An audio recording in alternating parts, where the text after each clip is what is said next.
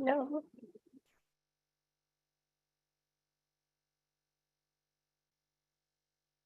Welcome, everybody. We're going to just give it another minute or two to be sure that everybody can join us, and then we'll get started. So thank you for your patience.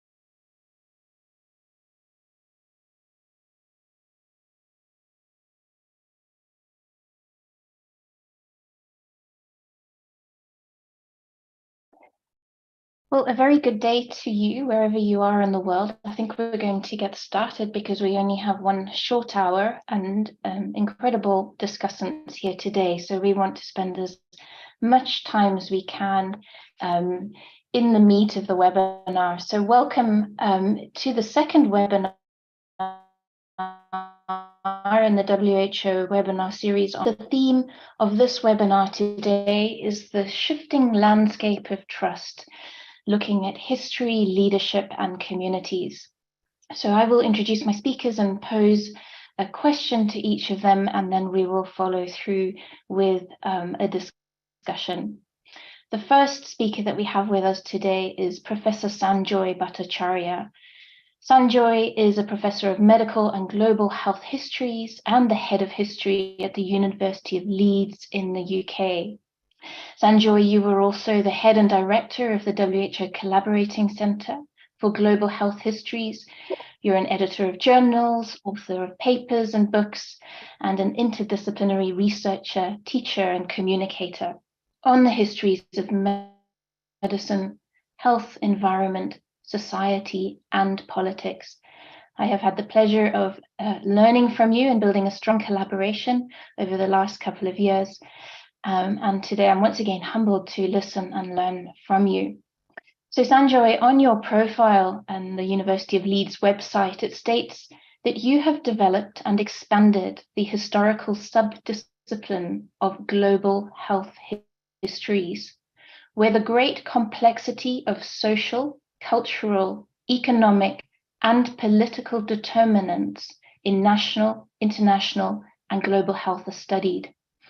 With this background, the COVID-19 pandemic no doubt revealed to you some of the complex force fields that surround trust and that then played out in narratives around trust in science and trust in the health system. Previous experiences in the health system, trust in governments, the politicization of health. I wonder if you can share with us some of the insights that you have and experience around these challenges and how they might be related to history, culture, and community. Over to you, Sanjoy. Thank you, Sarah. And, it has been an absolute privilege and humbling to work with you and your team too. So I hope you know that. I'm also honored to present alongside two wonderful speakers who I'm looking forward to learning from. So for me, I'm a historian of infectious disease control. The COVID pandemic was my research unfolding in front of me.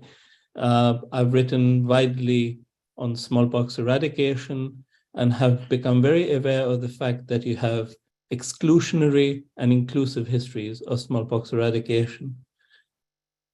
In the midst of the COVID pandemic, I saw certain histories of smallpox eradication being invoked to propose community engagement approaches, immunization approaches, isolation approaches.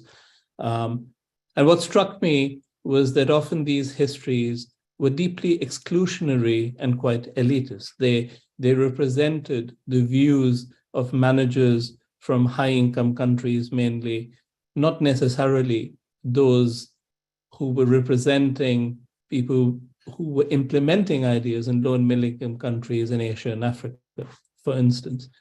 These were histories that hardly considered patient perspectives. These were hardly histories that accepted that things like poverty, things like economic considerations, just eating on a day-to-day basis, were determinants in accepting policies in relation to community engagement during COVID.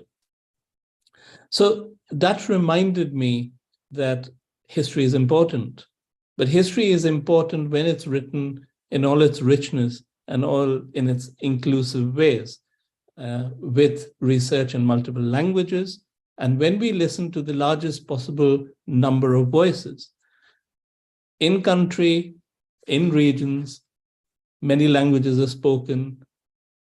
Within brown and black populations, there are many divisions, even within those populations, cultural, social, political, linguistic. And yet, some of these histories, when they're written on the basis of one or two languages, seem to insist that memory, experience can only be described in those one or two languages. So by approaching a narrow linguistic approach to research and community engagement, you're immediately excluding a very large number of people who then feel that they don't need to engage in trust-building exercises or community engagement exercises. So be it global health histories or be it community engagement right now, I think the lesson that I have learned is that listen to as many people as possible, listen to as many experiences as possible. When you don't understand the language, work with collaborators who do, but who are also self-reflective and realize the privilege they have. So they do not simplistically reduce their privilege to the wider lived experience, so that the widest possible range of experience is also considered. When we historians, academics, or activists begin to write such a wholesome history or a narrative, which we then make the basis of community engagement, then I think there is a greater chance of people who are different from us, economically, socially, culturally, or even, might I say, religiously, will start trusting us and sharing their life experiences with us, which we then need to map in the most complex and honest ways to show that life in general, and especially during a pandemic, is a complex mosaic. It's not simple. And therefore, engagement with such communities needs to be equally complex and always underpinned by humility. Because without that humility, we can never understand complexity. And without that complexity, we'll never have trust.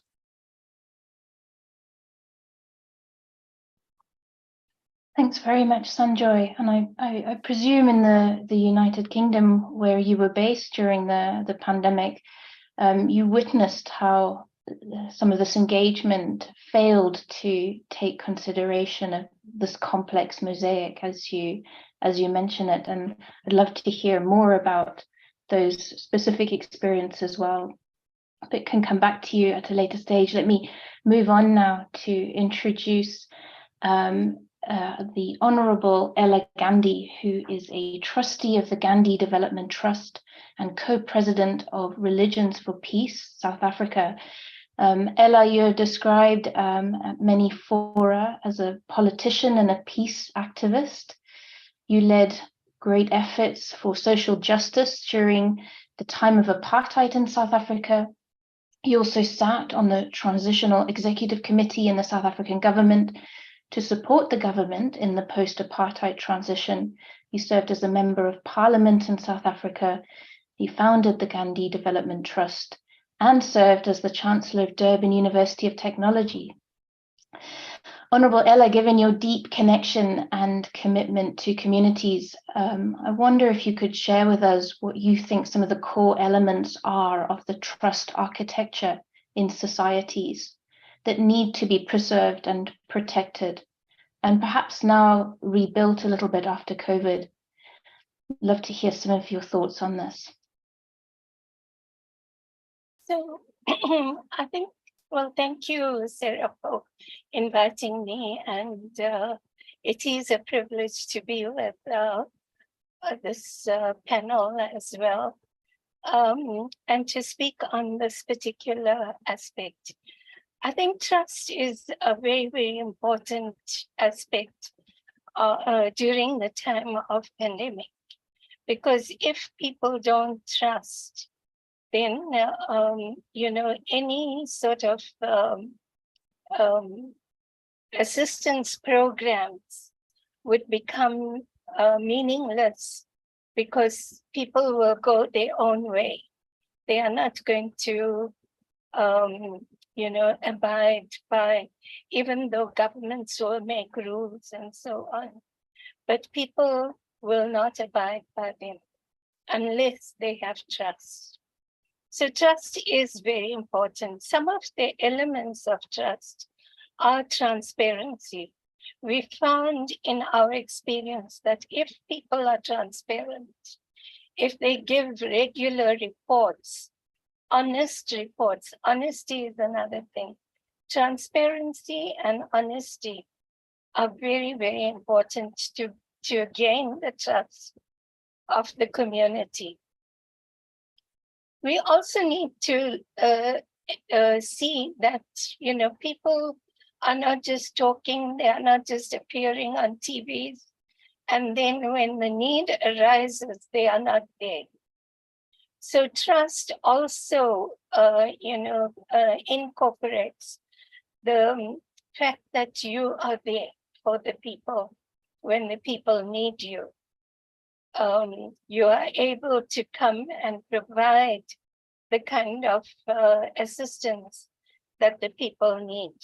If that is missing, again, trust is compromised. The other elements of trust are also empathy and understanding. Empathy with people who have different views. And we found that during COVID, there were many, many different viewpoints. Because of our apartheid legacy, people didn't trust anything that came from the West.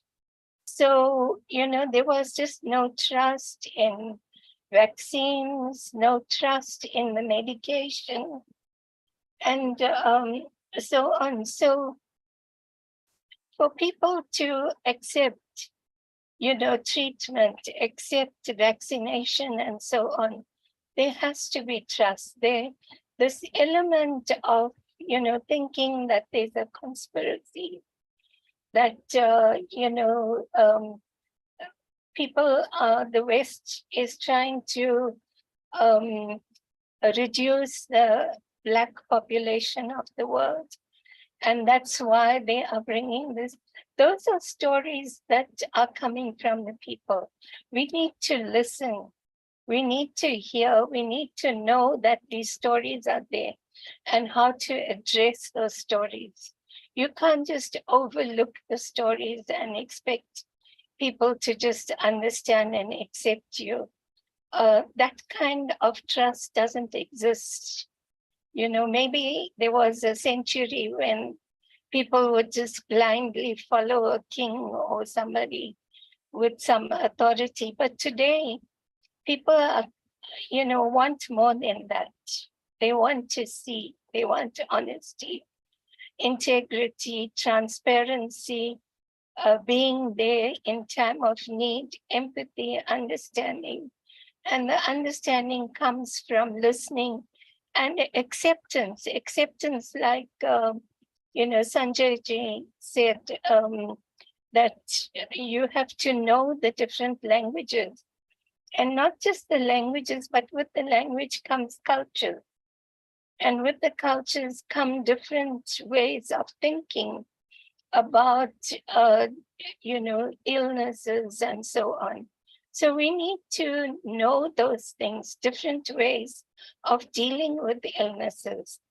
So that is about listening, accepting, and then finally, I think that we have to have a non-judgmental attitude, because the minute you show that,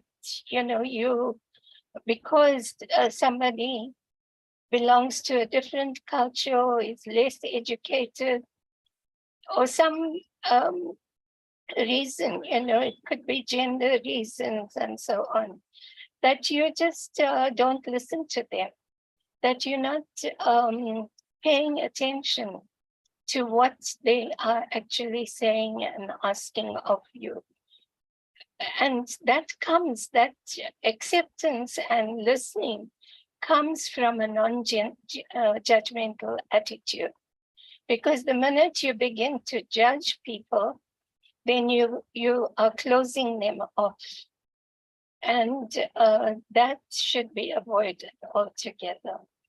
So I think those are some of the major elements of trust.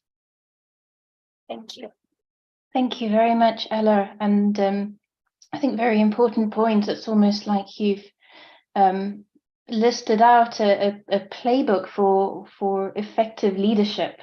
I'd be interested to know really how we can support leaders in all their different forms to display those qualities that you mentioned for the purposes of trust. And I'm also sure that Sanjoy, you'd like to perhaps at a later stage pick up on the point around stories and not overlooking stories. But I'd like to move on now and introduce our third speaker, Dr. Jeffra Fulani, who is an anthropologist, currently the coordinator of research and capacity strengthening for community engagement and accountability at the IFRC here in Geneva. So, Jeffra, you have worked on developing tools and guidance, as well as skills and capacity building to apply social and behavioral perspectives to ensure that communities' needs and capacities are truly integrated at all phases of the humanitarian program cycle. You are from Mozambique, trained in anthropology, and have worked for more than 10 years now in applying ethnographic techniques to understand the gap between how health services are designed and how people and communities accept and use them. So Jeffra, thank you for joining us today. As we've heard, trust is complex and context specific. I think Sanjoy described it as a mosaic. I guess that's why it's generally recognized as hard and a slow process that takes generations to build, but can be broken very quickly over a short time. I wonder what your thoughts are on this and what impact it has on approaches that build trust. Over to you, Jeffra. Thanks so much, Sarah, and thanks for organizing this and for inviting us. It's such a beautiful group of speakers, and thanks everyone who is joining us right now in this afternoon, morning, or evening. On that question, maybe, I don't know, just trying a little bit to reflect on what do we mean by trust, which seems just a simple word, but it's very complex to define as well. But overall, there is this agreement that when we talk about trust, we mean to have confidence in someone or in an institution, that institution will act according to your positive expectations. So this can take various forms. It can be like trust towards, from a person to a person, can be from an institution to a person or a community, but also can be from institutions to communities. We can also try to understand how institutions, how governments, and how communities and how authorities trust their citizens. So it's a two-way element, trust. And in these forms, I think the common thing and the common denominator is that when we think about trust, we think about something that takes place in a context of uncertainty. So if we try to see, for example, a decision to marry someone or to get married or so, and just live your life with the person forever, most of the times you don't know and you have no idea what the future will bring, but still you trust the person, you trust the moment and the context enough to kind of give away some of your own liberties, so that in return you can have love, happiness, etc., etc. So in the same logic, when we think about trust towards institutions, when we think about how communities trust, public health providers, governments, etc., we are thinking about the social contract that bound these institutions to these communities or people. So it's not a written contract like a marriage and so on, but they're like different rules, obligations that take place in a society that somehow dictate the way this relationship between institutions and communities will take place. So in this case, normally people will expect that governments and these entities will protect them in case of a disaster, for example, or provide some preventative means and services, or therapeutic means in case of an outbreak, or even give shelter, food, or maybe cash in case of displacements, floods, and so on and so forth. So this is like the short background I would like to bring about trust. And what you were saying, what you were asking, Sarah, in terms of this is complex and context specific. What do we mean when we refer trust as something that is context specific? We mean that, for example, the way national authorities are trusted in a specific geographic area or in a specific society, they will likely be different. So it's context specific because, for instance, in the same country, these authorities or in the district level, you will see like there are many variation in terms of how citizens trust these authorities. And if you look, for example, at the humanitarian side and public health agencies, you will see that in the same province, probably NGOs, WHO, and the Red Cross will be trusted differently, according to, of course, different locations, but also some social and demographic characteristics. And you can also see that even in the very tiny place, you will see many variations of trust. For example, the way people who had good experience with health services trust institutions will be very different from how people who have had, history of medical malpractice will trust the same institutions. So it's the same. People who have had like histories of exclusion, social exclusion, will likely trust institutions in a different way.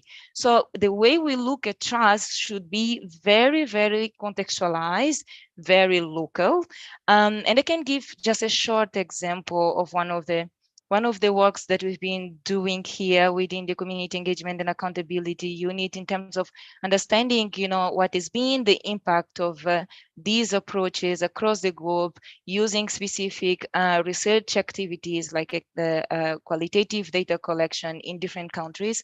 And some preliminary data from the Americas region, for example, where we have seen that during the pandemic, there was a lot of evidence showing that trust in government is being eroded.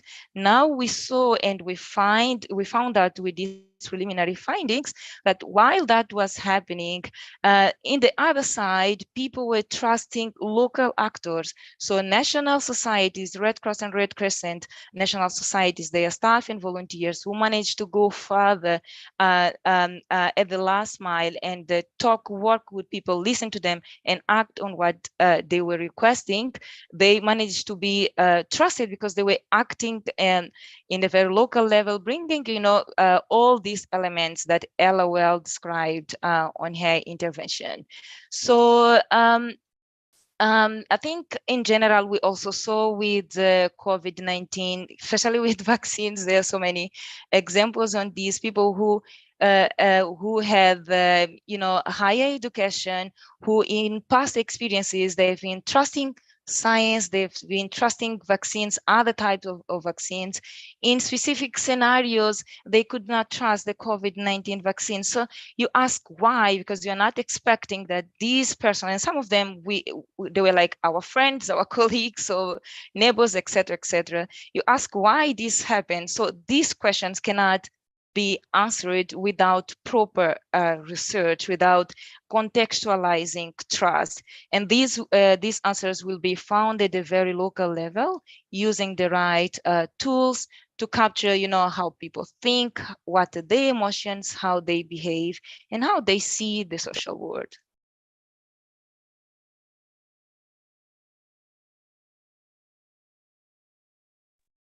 Thank you so much, Jeffra. Sorry about that. I was on mute.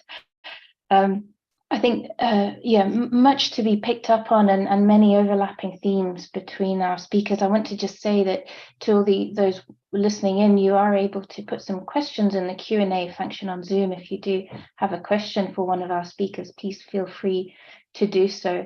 In the meantime, Sanjoy, back to you. How do you really take consideration of history currently in a way that's ethical, that doesn't get us stuck in the past, but helps us to move forward on some of these very complex issues? Would love to hear your thoughts. So just listening to my previous, presenters, co-presenters, I've learned so much, and they've also focused my thought, and if I can combine what I've heard from them and what you're asking me, I think history does show us that we should not ignore history, or indeed the stories that are interlinked with history. So I'd like to believe that history, in most cases, is an evidence-based record of what happened, albeit from multiple perspectives. Again, coming back to my point about the importance of recording multiple voices and experiences. But from that history, that wondrously inclusive, rich history, also emanates stories. And what is the difference there from the history? That it is usually of not evidence-based. It's more emotion-based.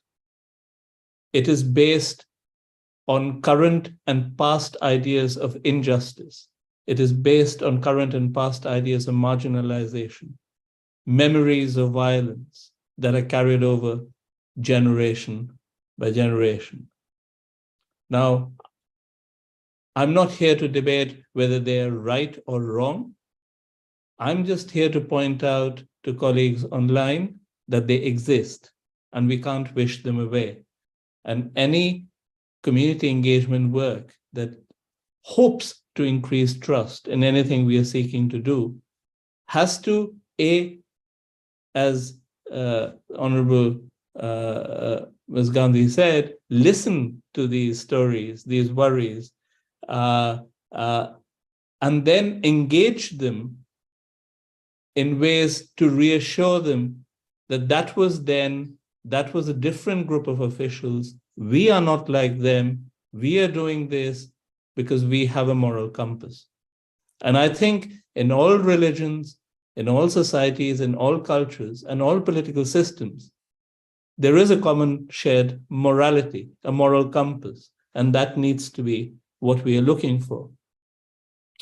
So, as a historian, I should say, listening to colleagues as well, that colonial violence was a thing. In colonial times, especially in Africa, there was a lot of testing of new technologies. There were then forcible vaccination and therapeutic campaigns based on products that were not considered safe enough for use in Europe, but were used in Africa. And we have to remember that colonialism in Africa ended in the 50s and 60s. It's not that long ago. So someone in my age who, I'm in my mid-50s, someone in my age group who would have received some of these experimental products is now a parent or possibly even a grandparent. So bodies remember. There's some very powerful work, for instance, on South Africa, which reminds us that, we shouldn't just sneer at anti-AIDS programs, at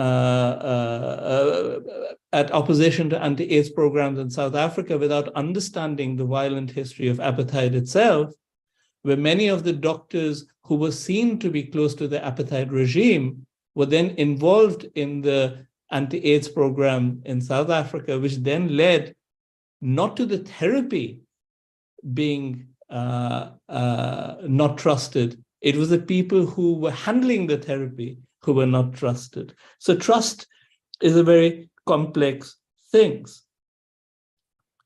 Again, if I come back to my case study of smallpox eradication, where there was force, and force was often on use during epidemic emergencies, where people were flattened, were forcibly vaccinated by groups of international and national workers working in tandem, again, those people are parents or grandparents now, and their bodies remember that violence.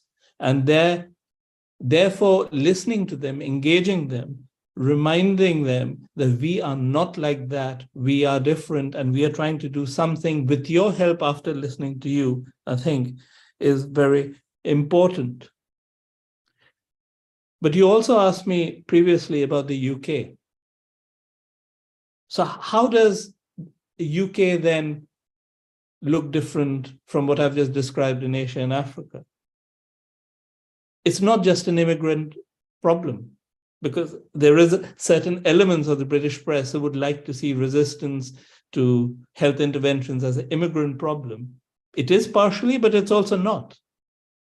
For me, it's often a function of economic marginalization.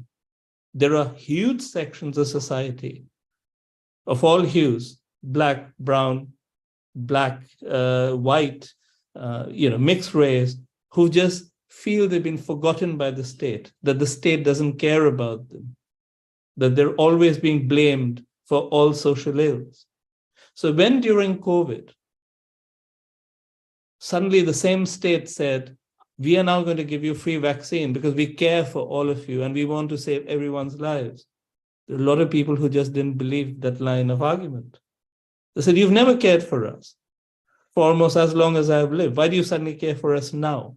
So there had to be better communication. And I think vaccinators learned on the job, the government learned on the job, tried to engage, and there's still a lot more to do. But in that regard, there are also stories that travel, that are completely unconnected to context. And here in Britain, a lot of people were talking about Tuskegee, the Tuskegee trials in North America. They were worried that this was another Tuskegee. So, those were not lived experience, but there were people who were saying, maybe we're experimental objects here. Maybe we should be careful. Then in Muslim populations, we heard worries about the nature of the vaccine. Would the vaccine make people infertile? This was a very important theme. And this was not unconnected to the fears that had been expressed in relation to the polio vaccine that had been, opposed in northern Nigeria, and which needed a lot of community engagement to get over those trust issues. But again, those doubts reared their head, which then weakened vaccine uptake in many parts of the UK. Now, I think it's very easy, the lazy way to approach it is, immigrant populations are superstitious, they're not educated. That's why this happens. But no, the fault lay on the other side too. These were people who hadn't been engaged before. No one had spoken to them nicely about health interventions. No one had told them they mattered in our society. And suddenly, overnight, they were expected to believe that they suddenly needed to trust us.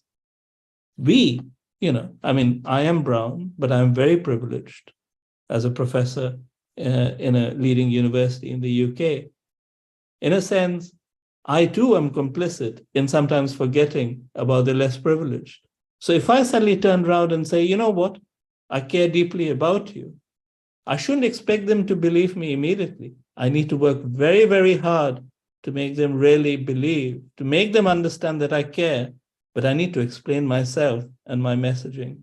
And so I think history teaches us humility is very important. I keep coming back to the word humility, but I think humility is very important. Self-reflection and humility in all we do, but especially public health. Thank you very much, Sanjoy. I think it was a really important point, that issue of economic marginalization. And I think the narratives around the duty of care and how people experience that is, an important thing to consider. And I think linked to what Ella, you said about showing up when it's most needed within communities. So I wonder, Ella, if you wanted to pick up on anything that Sanjoy said and with your experience.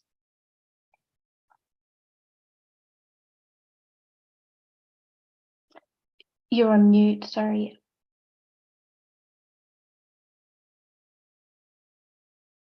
Yeah, I think perhaps, the fact that history, and experiences of people are very important, and it has to be taken into account.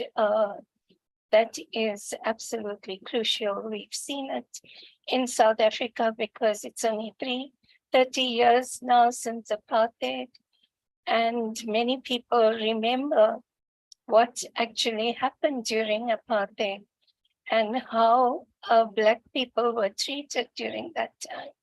So even though we have a democratic government right now, those, memories of that time under apartheid still continue to haunt many people.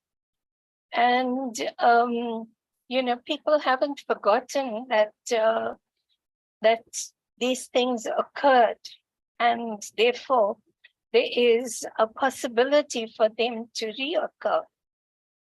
Unless we gain the trust of the community, those thoughts will always remain in the minds of people who have had these experiences. And therefore, there is something additional that people have to do in societies where there is this kind of history, more than in other societies where there isn't that kind of history. So that's the one point that I would like to take up. But the other point is also that, we have a very, because of the apartheid legacy, there are many people in our community who have been deprived of education. And when you don't have, education, and when people, particularly scientists, come and speak to the people, to the community, in terms that the community doesn't understand, then it becomes very difficult for the community to relate to scientists or to even scientific knowledge that is brought to them, maybe brought to them by other people, but brought in the same kind of package, which the community doesn't understand. Therefore, clarity and simplicity are very important. Clarity and simplicity comes from, relating those scientific concepts in language and words that people can understand easily and relate to. And therefore, repackaging whatever information that science has in order to make it accessible for all the people in the community. That is very, very important. So clarity about what you are saying and simplicity in the way you say it. So those are the two things that, I would like to elaborate on. Clarity, simplicity, and accessibility of whatever is being said.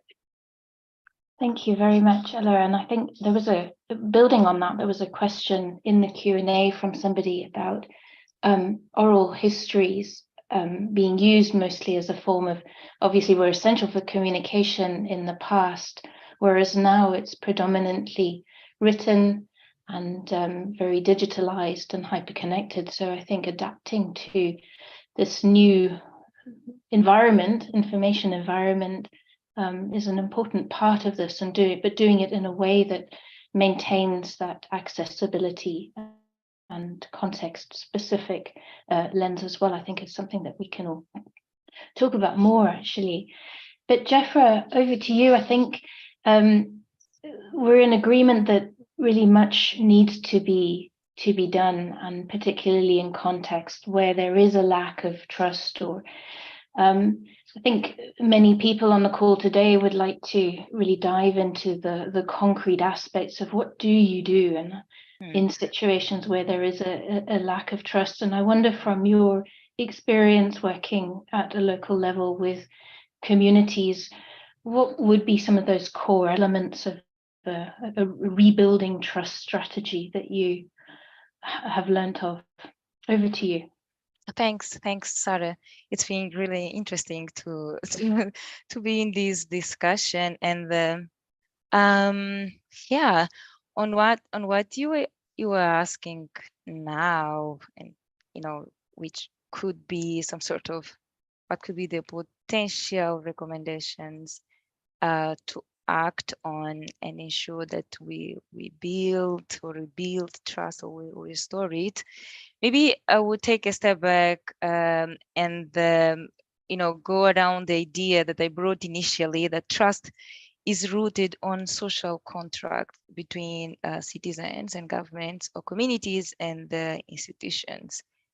So if we agree on that, we will understand that, if trust is broken and we need to rebuild it, a government or an institution will seek to restore this social contract and the elements of these social contracts, how expectations were broken, and how rules, were kind of challenged in this social contract, and ensure that any service planned for communities engages communities, like what Sanjoy and Ella have been saying here.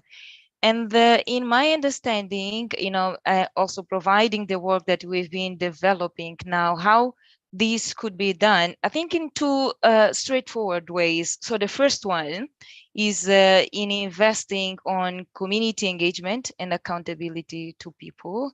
So kind of try to mainstream a sort of two-way communication and two-way relationship, which is just a relationship, but a balanced relationship with citizens, with communities, with people we work for and with, and try to put together mechanisms and ways, tools to listen to people, like Ella was saying, and they involve these people and communities in decision-making processes in a systematic way, not ad hoc, but systematic way.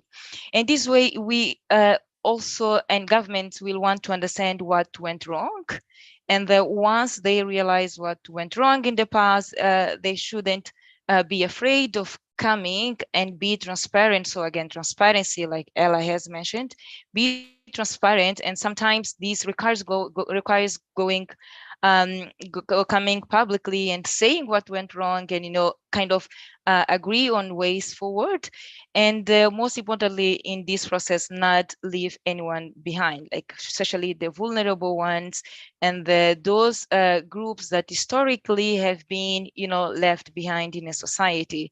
So for example, in the COVID-19 pandemic, if data and the evidence that comes from communities We have many type of evidence that inform the response of COVID-19.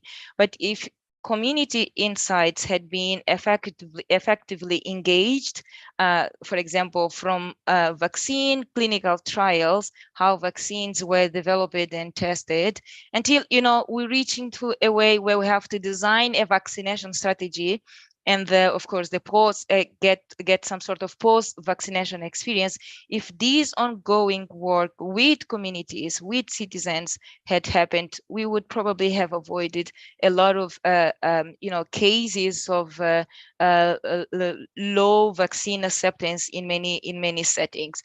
Probably citizens would feel like they are key actors in co-creating vaccines, and this way they would feel somehow empowered, and they would feel like they own this process as well. So you cannot empower communities without building this relationship with them, and you cannot build trust with them without being emotionally attached to people, to their feelings, to their fears, to their experiences. So the first recommendation I would give is on investing in community engagement and accountability to people. And the second and last one, which is also linked to the first one, is and also linked to what we've been discussing here on bringing up the role and the importance of history, is on investing in social science approaches, research and expertise as well. We know that social and behavioral evidence can help governments, can help humanitarian agencies, public health providers to understand the social world of their citizens, because trust, again, is driven by a social contract.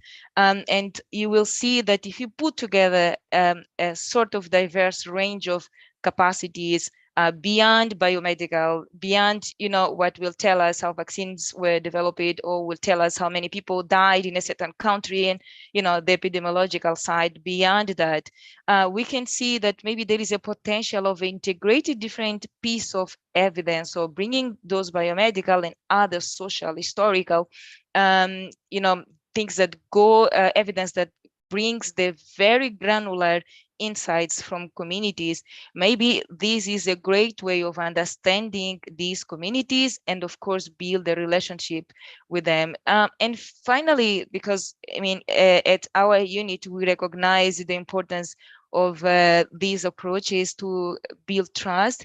We've been, for example, using mixed method approaches, using qualitative and quantitative approaches to kind of understand how to establish a community trust index that will allow a generation of evidence, systematic evidence on how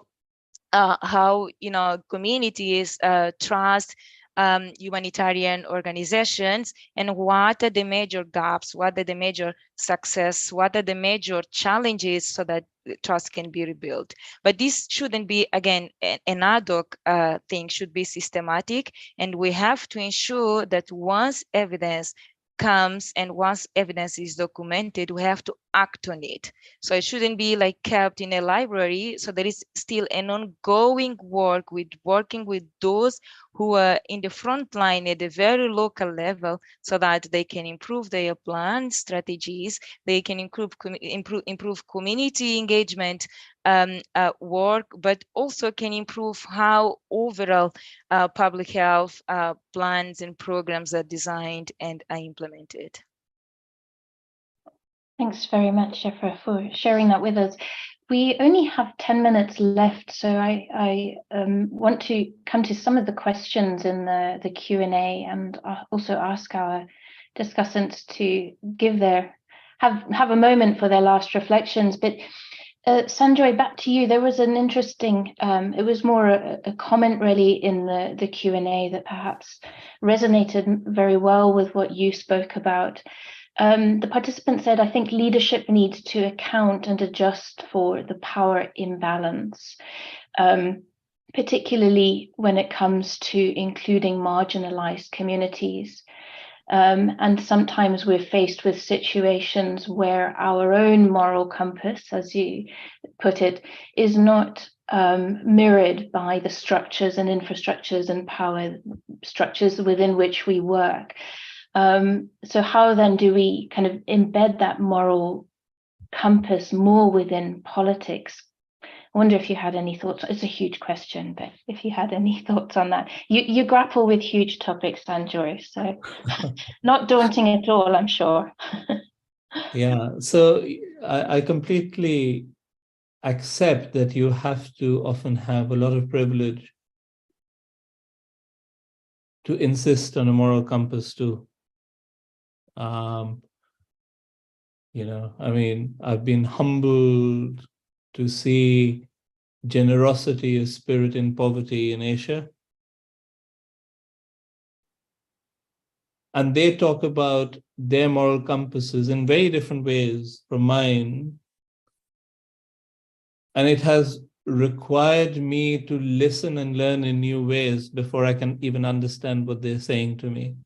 So therefore, when I am in class and teaching, or I am in closed door meetings with colleagues who want to have an impact in real life sectors, I have to keep reminding them of humility. So how does this relate to the point you've just raised for me?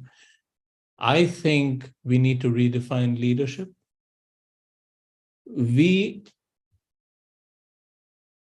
are part of a leadership group. We are not the leaders. To succeed in empathetic, moral, public health, we need to make sure there are layers and layers of leadership who work well with each other, respect each other. And it is us who are in privileged position who need to remind ourselves that we need to respect and draw upon the wisdom of grassroots leadership, who we should all constantly try to involve in any community engagement activity, whether it's faith-based or non-faith-based. So if we do that, I think we have a better chance of weakening power imbalances, which are a real problem. I completely accept. It also, I think, ensures that when we do our research during global emergencies, we are more ethical. And we are more ethical by recording more accurately the diversity of experience. I think the problem is we often hear selectively and then report back on the basis of the selective hearing, which then means that the reports that are then produced out of that selective hearing actually concretize or, or keep, the existing power imbalances going. So to the person who raised that question, I congratulate them, and I say that that has to be our primary motive. As we do work properly, morally, with humility, we need to be self-reflective about power imbalances and make sure that we reduce those power imbalances as far as possible. The only thing I would sometimes say is that although high-income country workers sometimes think they're very powerful on the ground in Asia and Africa, they're sometimes quite powerless simply because they do not have the cultural skills or capital to make people listen to them. And so there's a lot to be said for creating complexities, layer and layer and layer of leadership, where that leadership actually is more properly informed about the complexities of situations that exist on the ground. Once we understand those complexities, I think we can help break down and reduce the power imbalances. I don't know if that answers your question. Very much so. Thank you very much, Sanjoy. Ella, picking up on the point that Sanjoy made about redefining leadership and going to the grassroots leadership, there was a question in the chat: can faith communities help build trust in historically excluded communities? I wonder if you wanted to speak to that.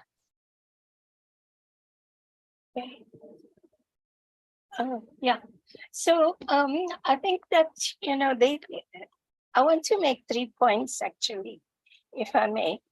The first one about community engagement. And I think that it is very, very important not to marginalize any community, that we must be as inclusive as possible. But also, I think that, we know that the youth are the leaders of the future. And, already RFP, that's Religions for Peace, has got a powerful youth movement that they are putting together all over the world, internationally, to be able to handle pandemics in the future. So these kinds of movements are very, very essential, because you can't, there's a saying that you don't go to dig a well when you see a fire. You need to have your water there. So if we start training the youth from now, in the future, should there be a pandemic, these youth are there, ready and prepared to handle the situation. And therefore, it's very, very important to have that kind of engagement.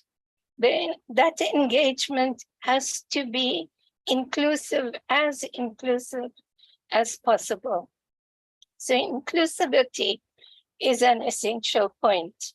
The other 2 points that I wanted to make very quickly is that it's very important in our work to involve all the different medical,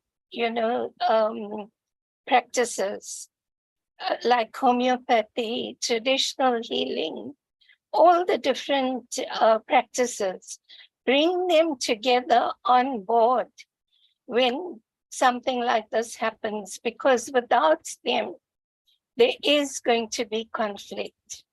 And there are many people who believe in these different, healing methods. So it's important to have a group from now, not later. We need to have a forum where all these people come together with the, scientists and so on. Not that they are not scientists. They are scientists in a different sort of discipline or different way. And so we need to bring them together and begin the discussion on how we respond to pandemics. So that's the second point. The third point is that in any issue, there must be no hidden agendas. And we often find that when we involve politicians, that there's bound to be hidden agendas with politicians. Whether they are there or they are not there, it's perceived by the community as, this person is speaking that language because he belongs to that party or she belongs to that party. That shouldn't impact on a pandemic or a situation where the community is now, at the brink of disaster or something like that. So, we need to have a forum where all the political parties can be together and have one vision at a time of emergency like this. So they should all come together and cooperate and not have different agendas. If they want to do something for the community, that is how they can do it. So that's my message to the politicians. So those 3 points I want to make. The scientists come together, politicians need to come together, and communities need to be inclusive and involve the youth. Thank you. Thanks so much, Ella. All incredible points to capture. We're almost out of time, and Jeffrey, I'm going to hand to you for the final word. What struck you most about this conversation today? It's really interesting. And one I mean, quick thought I have, which is shared among the different panelists, and I was seeing what was in the chat right now, is that individuals are not just individuals, they are part of a social world. So receiving a vaccine, for example, and how they see the act, this practice of being vaccinated, is not judged only by the cognitive issues, whether the vaccine is safe, etc., by there are many factors that come into consideration. So the past memories, the historical experiences, whether their own or of their families, or maybe, you know, other experiences on how they see the institutions that actually provide the vaccine. Can be like a local government, or then what Ella was saying initially, vaccines were seen as coming from the Western world, and what does it represent to them, you know.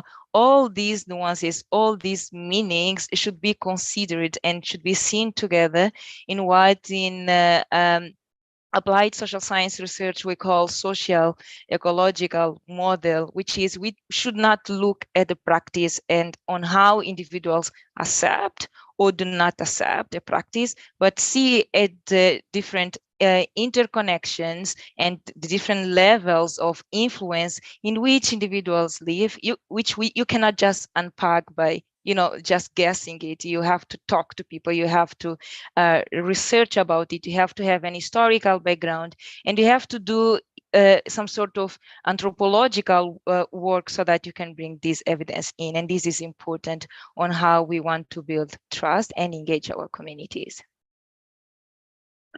Thank you very much, Jeffra. Unfortunately, we're out of time, and apologies to everybody whose questions we've not had a chance to answer. I think we could have done with a couple more hours, I think, at least. It's such a rich discussion that we only scratched the surface of. But again, hopefully we can bring together these wonderful minds to take up the discussion again. Thank you, Sanjoy, Ella, and Jeffra. It's been a real pleasure to have you and to learn from you. And thank you to everybody who's been able to join us today. I'll share the link to the recording, and we will be summarizing all the discussions from this webinar series into a paper. So we'd be very happy to keep you updated on how that goes. So thank you to all, and I do really wish you a good rest of the day. Thank you.